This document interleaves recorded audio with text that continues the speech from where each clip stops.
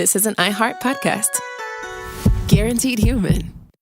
With no fees or minimums on checking accounts, it's no wonder the Capital One bank guy is so passionate about banking with Capital One. If he were here, he wouldn't just tell you about no fees or minimums. He'd also talk about how most Capital One cafes are open 7 days a week to assist with your banking needs. Yep, even on weekends. It's pretty much all he talks about, in a good way. What's in your wallet? Terms apply. See CapitalOne.com/bank. Capital One, N.A., member FDIC. The NFL playoffs are here, and it all starts with Wild Card Weekend powered by Verizon. Man, it all comes down to this. 12 teams, 6 games, 3 days, and one epic weekend. My goodness! It's win or go home, and every moment counts on the road to Super Bowl 60. It's a touchdown!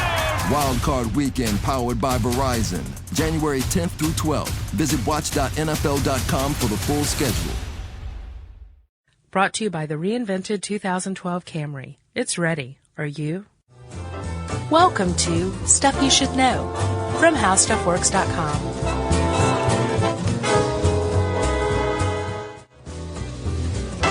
Hey, and welcome to the podcast. I'm Josh Clark. There's Charles Bryant, who is with me as always. I don't know what I'd do without you, Chuck. Oh, man. Like, seriously, it'd be like having a conjoined twin separated. One that has its head and is still alive. So you were being mean to me seconds before we went on, and then you butter me up right when in front of people. In front of people, In yeah. front of hundreds of thousands of people. I'm secretly very abusive to you behind closed doors, aren't I? Yes. Yeah. So, Chuck, Yes. my fellow ENFer. Oh, yeah, we took the Myers-Briggs personality test. Uh-huh. Pretty cool. We are, again, like conjoined twins, except for the distinction of the P and the J. I'm a perceiver, you're a judger. Right, and I think we complement each other well in that regard. I agree. I'd actually like to do a podcast on that test. Let's do it. I think we should. Do you know if we have an article on that? Oh, we'll just make stuff up. Yeah. Yeah. I totally want to do it, though. I found it really fascinating. All right. And I did not think I would, and I was into it. Let's do it. Maybe we can work swimming with whale sharks into that somehow, too. Right. We're just doing podcasts now based on personal experiences around the office. Right. Tomorrow is going to be called ham and eggs for breakfast. Right. So speaking of around the office, Chuckers, as you know, we have a bunch of new kind of cool articles about Altoids on the site. Who'd have thunk it? Yeah, the curiously strong mint. You took my line. Oh, really? I'll kill you. Sorry. So, we've got a whole suite of articles. We have like a sub-channel in the Science Channel that's dedicated to Altoids. Really? Yeah. Wow. Have you been on? You haven't been on it? No, I wrote a few of them, though, and I know you did as well. The final products look pretty good, though. Right? I think so. The focus, as you know, since you have written some, was on this strange little group of people called Tinnovators. Uh-huh. Right? Yes. Well, let's talk about them in a minute. First, let's discuss candy. Okay. Yeah. That sounds good. Talk about Altoids, Chuckers. Do you have candy in your mouth now like you did during the Twinkies show? I don't. Let's address that, shall we? Yeah, we got a few letters that came in that said, what was Josh eating during the Twinkies podcast? Or even worse, why was Josh eating during Yeah, the it sounded Twinkies like he podcast? had a Werther's in his mouth or something, or a candy. And Yeah, one guy guessed Werther's or Jolly Ranchers, yes. right? Not true. Josh didn't have anything in his mouth, and we've surmised that because we were talking about Twinkies, he was just frothy and... Well, it's weird. I went back and listened to it, and I definitely sound like I'm chewing on something. But no, I think I just really wanted a Twinkie. I guess 'Cause so. you were too cheap to pick some up, weren't you? Right. Yeah. So just to let people know, we're slightly more professional than to suck on candy while we're trying to podcast. Despite our illustrious surroundings. Right. Right, yeah. Although we do have we have candy on our desk. We avoid it during... I think Jerry would literally murder us if we just started eating candy during a podcast. Right. Yeah. So, Let's okay, talk about Altoids, candy, yeah. yes. I think I might salivate again. Okay. All right, so, Chuck, did you know that Altoids, these little mints, date back to the reign of King George III? I know. Who was the Mad King. It's crazy. Who drove the colonists to revolt. 1780, dude, people have been sucking on these mints. Mm-hmm. Also, did you know that King George may have had a porphyria? Really? And what is that exactly? It's what's it called? There's acute intermittent porphyria, which is, I think, what they think King George had. Uh-huh. It's a congenital disease where porphyrins, I can't remember what they do. I think they get rid of waste, build up in your bloodstream, in your system. Ugh. And it can get kind of bad. It can have effects on the nervous system. It can have psychological effects, which is why they think King George was mad. Oh, okay. And the stomach cramping is unparalleled. It's really horrible stuff. But the porphyria you might be most acquainted with, I can't remember what it's called, but it's where you're photosensitive. You can't go out into sunlight. Okay. You can't be exposed to sunlight. It was featured in The Others. You ever see that one? I did. And also that's where they think the vampire legend, or that aspect of the vampire legend came from, was from people who had porphyria. Look at you. I thought you were going to say it gave them bad breath or something. That's why they created Altoids. No, I think that was consumption. Oh, okay. Yeah, Gotcha. yeah, which was pretty big around 1780, which is when they were first created, right? Yeah.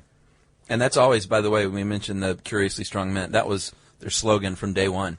Yeah. Because they use real peppermint oil and lots of it. Yeah, lots of it. Copious amounts of It's it. hardcore stuff. Oh, yeah, it is. As anyone who's ever had an Altoid knows. Yeah. It does the trick, though. Yeah, so in America, we love to attach weird pop stuff to candy, to food, like Twinkies. Sure. Kool-Aid, which, by the way, we should probably make that correction, too, while we're at it. Yeah. It wasn't Kool-Aid at Jonestown. It turns out it was Flavor Aid. Right.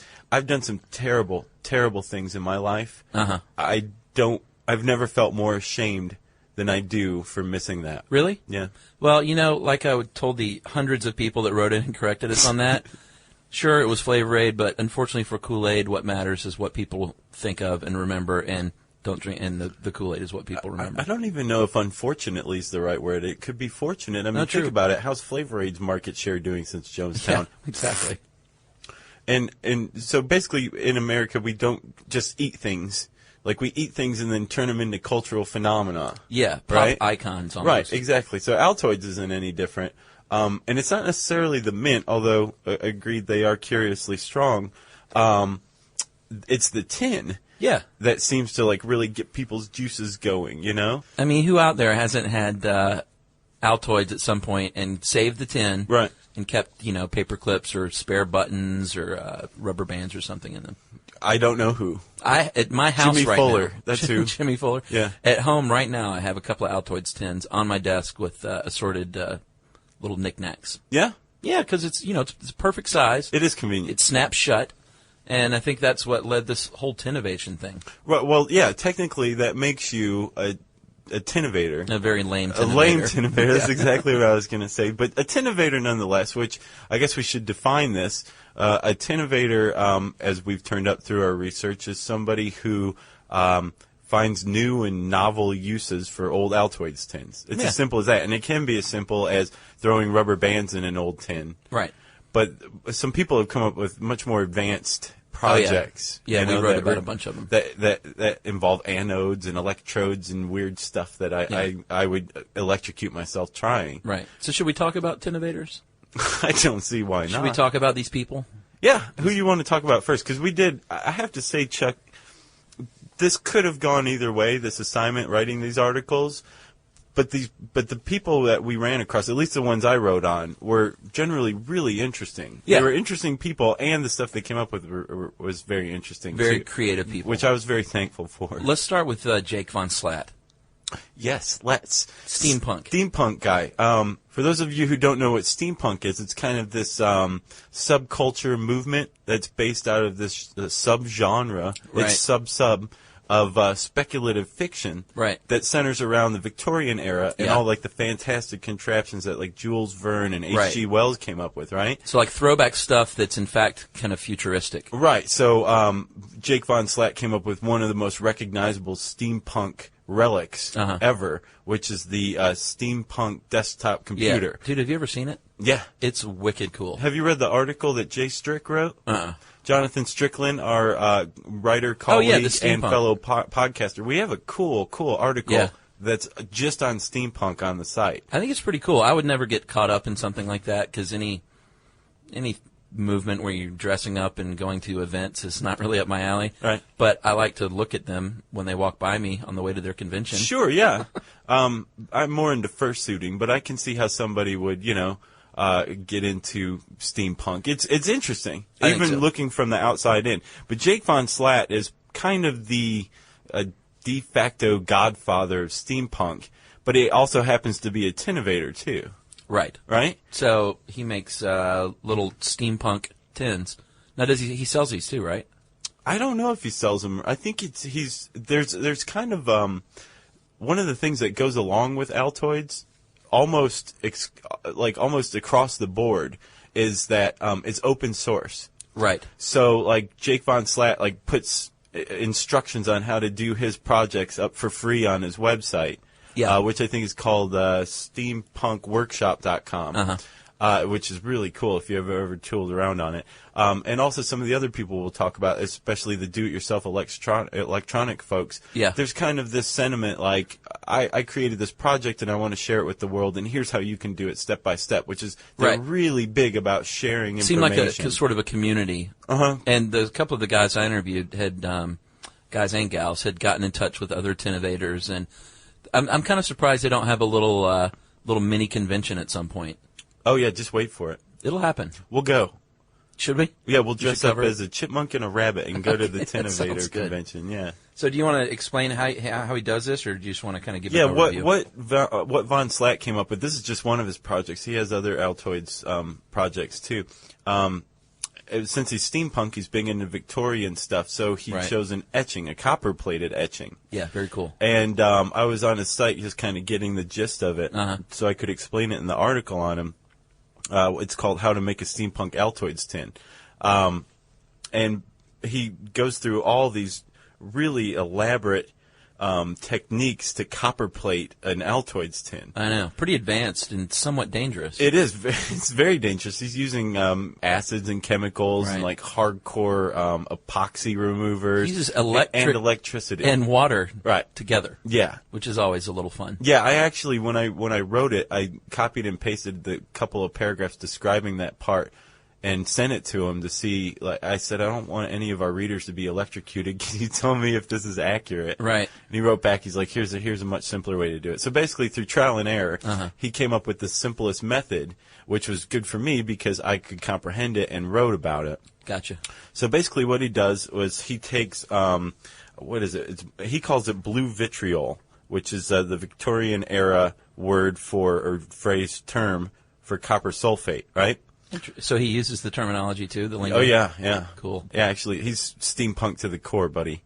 But anyway, he takes this and just with a Q-tip, he dips it in the copper sulfate, rubs it on the back of an Altoids tin that's been stripped of its paint and buffed and everything, and it turns copper. He copper plates it like that. It looks really cool. Yeah, it does. But that's not the end of it, right? No. So he takes like a Victorian etching. Yeah, a digital image of just something off the internet. Exactly. And then he prints it out on like a transfer paper, like press and peel or something. What did they call press and peel in Victorian era? I don't know. So not that though, buddy. Press and peel. Yeah, maybe. What was that? Oh, my Victorian era lady. Was it really? Yeah. I thought that was Eleanor Roosevelt. I think it was. Support for the show comes from Public, the investing platform for those who take it seriously. On Public, you can build a multi-asset portfolio of stocks, bonds, options, crypto, and now generated assets, which allow you to turn any idea into an investable index with AI. It all starts with your prompt. From renewable energy companies with high free cash flow to semiconductor suppliers growing revenue over 20% year over year, you can literally type any prompt and put the AI to work. It screens thousands of stocks, builds a one-of-a-kind index, and lets you backtest it against the S&P 500. Then, you can invest in a few clicks. Generated assets are like EFTs with infinite possibilities, completely customizable and based on your thesis, not someone else's. Go to public.com/podcast and earn an uncapped 1% bonus when you transfer your portfolio. That's public.com/podcast. Paid for by Public Investing. Brokerage services by Open to the Public Investing, Inc. Member FINRA SIPC. Advisory services by Public Advisors, LLC. SEC registered advisor. Generated assets is an interactive analysis tool. Output is for informational purposes only and is not investment recommendation or advice. Complete disclosures available at public.com/disclosures. The NFL playoffs are here, and it all starts with Wild Card Weekend powered by Verizon. Man, it all comes down to this. 12 teams, 6 games, 3 days, and one epic weekend. My goodness! It's win or go home, and every moment counts on the road to Super Bowl 60. It's a touchdown! Wild Card Weekend powered by Verizon. January 10th through 12th. Visit watch.nfl.com for the full schedule. So he'll take the transfer paper, put it onto the back of the newly copper-plated Altoids tin, and here's where it gets very dangerous. Right, here's where electricity comes into play. So he gets a 12-volt, 1-amp DC wall-mounted transformer, right? Pulls one out of his pocket. It's probably steam powered. Yes. And he clips the positive side to the Altoid tin he wants to etch. And he clips the negative side to like a dummy Altoid tin, just a throwaway one. And then he drops it into a saltwater solution. He said 1 teaspoon of salt for every quart of water. Right. And I got the impression he wanted at least a gallon, enough to submerge the Altoids tin. Throws it in there, turns on the power, waits 10 to 20 minutes. Turns off the power. This is very important. Yes, reaches in. Right, and then removes it. And also, I saw a picture of it. It's cool. Like the water starts bubbling. Yeah, and it turns all dark. Yeah, it's pretty cool looking.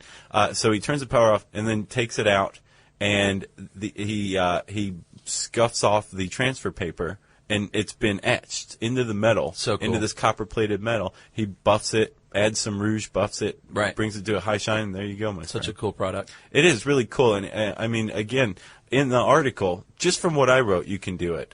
In all the articles, we included a how-to make your own of what these people made, because it's open source. Right.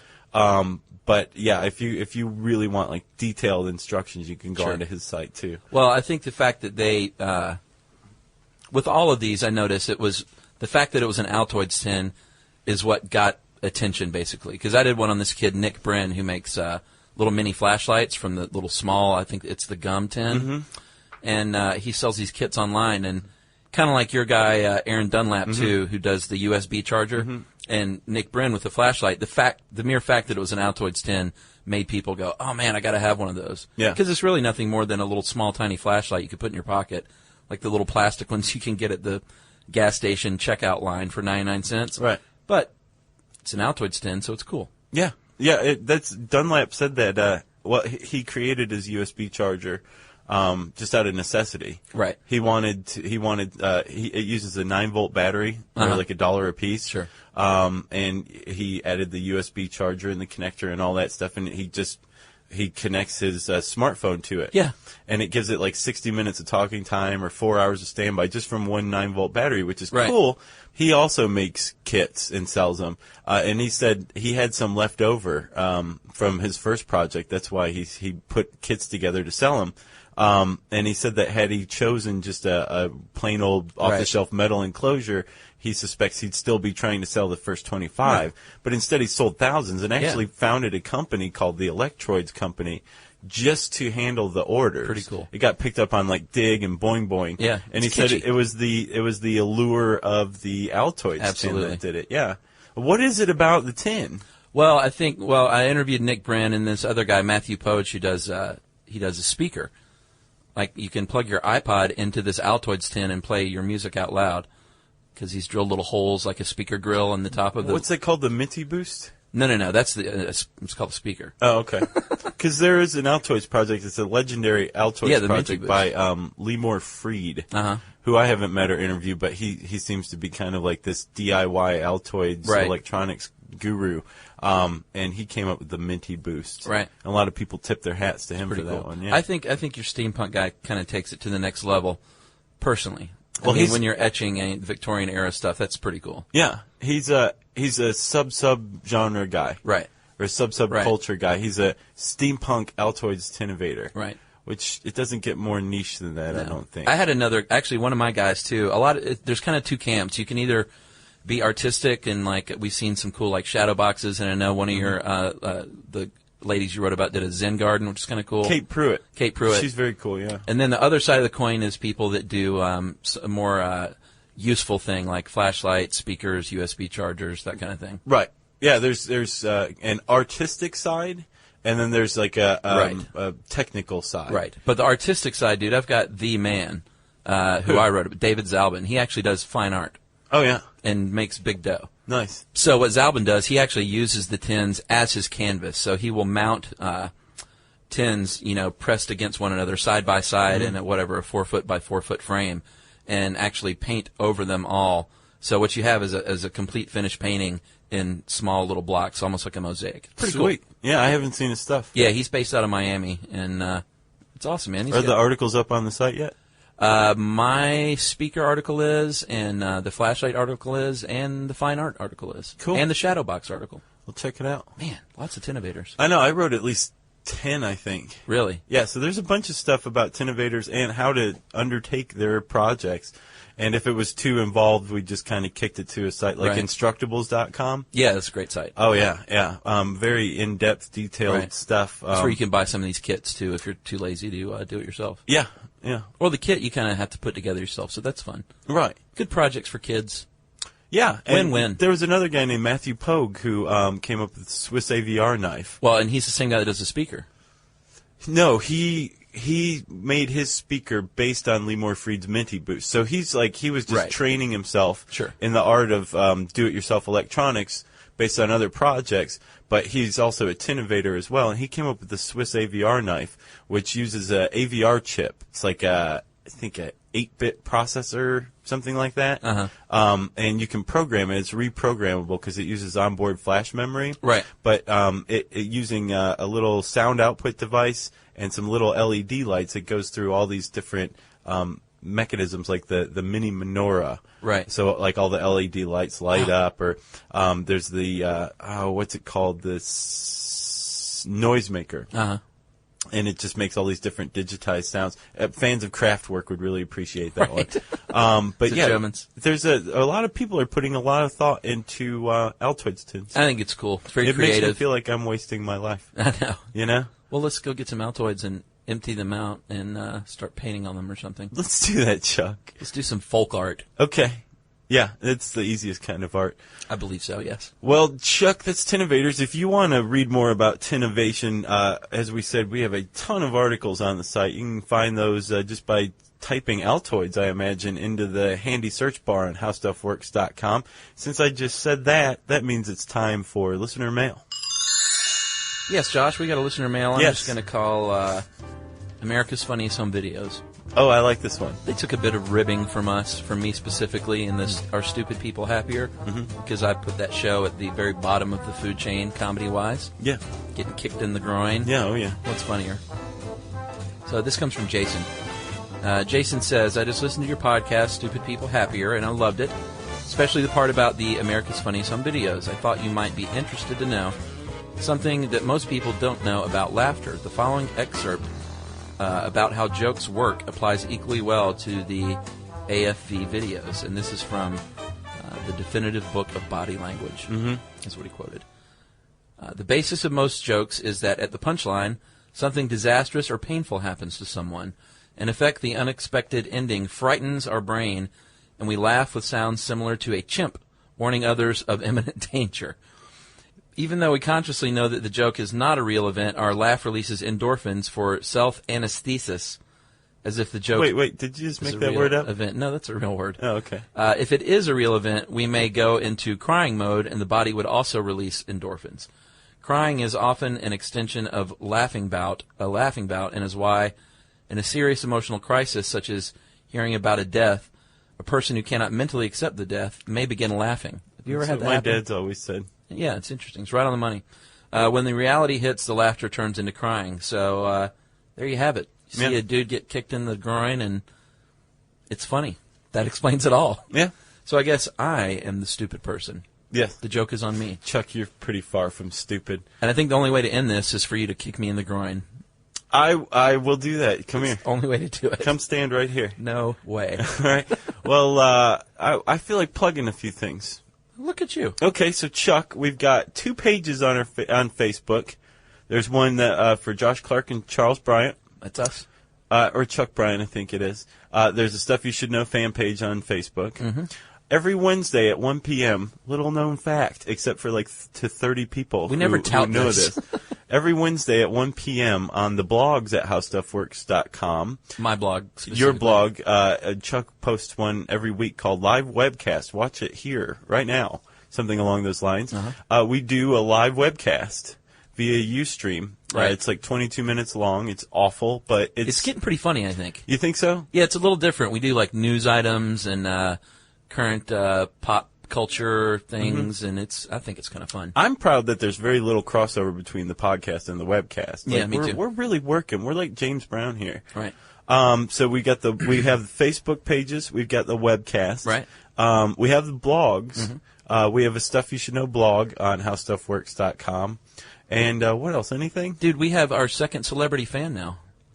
Oh, yeah. You want to give a shout-out? Yeah, well, we should give a shout-out to our first celebrity fan, who is Will Wheaton. Hey, Will Wheaton. Famous for the Star Trek series and Stand By Me, among other things. He'll always be famous for Stand By Me. I was never much of a Trekkie. Any guy in our age generation, Stand By Me is like one of the quintessential films. Yeah, I agree. A great, great movie. Yeah, that dead kid. Yeah.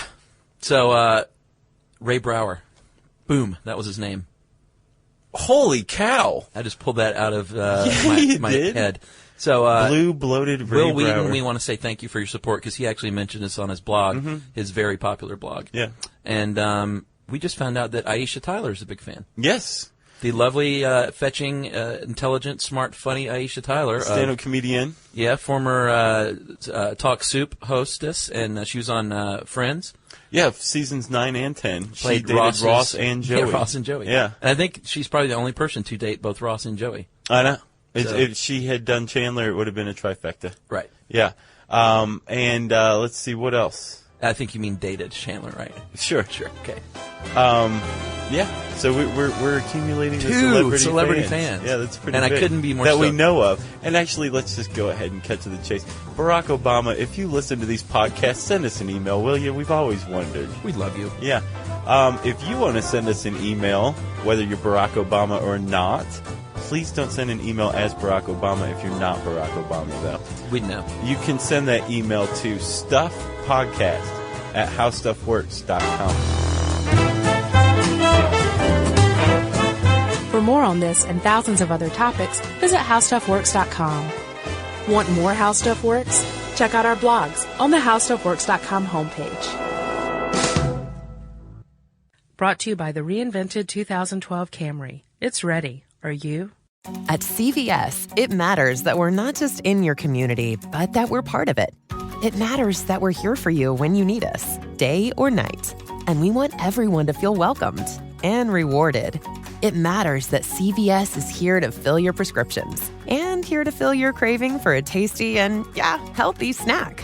At CVS, we're proud to serve your community because we believe where you get your medicine matters. So visit us at cvs.com or just come by our store.